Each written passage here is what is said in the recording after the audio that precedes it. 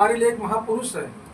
महापुरुष का जैसे हमारे हिंदू धर्म में कहा जाता है कि ऋग्वेद की रचना ब्रह्मा जी ने की है, उसी प्रकार संविधान की रचना हमारे महापुरुष भीमराव अम्बेडकर साहब ने किया है।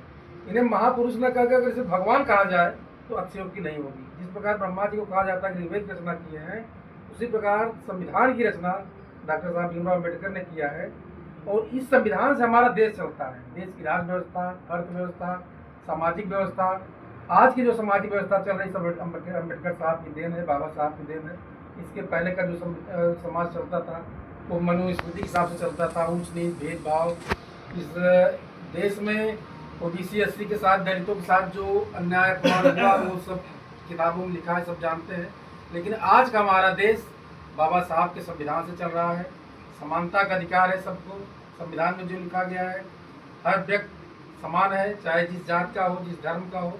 हमारा देश आज समानता के रास्ते पर चल रहा है। सबको पढ़ने लिखने का अधिकार है। और इनकी सबसे अच्छी सोच जो थी वो शिक्षा की थी कि देश का हर एक युवा, हर एक नागरिक पढ़े लिखे, शिक्षित हो। जब हर एक व्यक्ति, समाज, हर जाति का, हर धर्म का व्यक्ति पढ़ा लिखा होगा, शिक्षित होगा, तभी हमारा देश एक विश्व शक्ति बन पाएगा। अगर इस देश को विश्व शक्ति बनाना है तो हर एक व्यक्ति को शिक्षित होना होगा, पढ़ना होगा। और जैसा कि बाबा साहब कहते थे कि शिक्षा व शेरनी का दूध है, जो पिएगा वो गुर्राएगा। गुर्राने का मतलब कॉन्फिडेंस आएगा, आत्मविश्वास आएगा।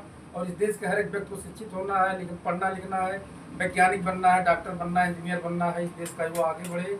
जब इस देश का युवा आगे बढ़ेगा तभी हमारा देश मजबूत होगा और ये संविधान तभी सुरक्षित होगा। और हम सबकी जिम्मेदारी है इस संविधान की रक्षा हो। संविधान में जो लिखा गया है, धार्मिक समानता, आर्थिक समानता, सामाजिक समानता, सब समान है इस देश में। हर कोई का एक वोट, हर चाहे उच्च जात का हो चाहे निम्न जात का हो, सबका वोट का अधिकार समान है, सम्मान का अधिकार समान है।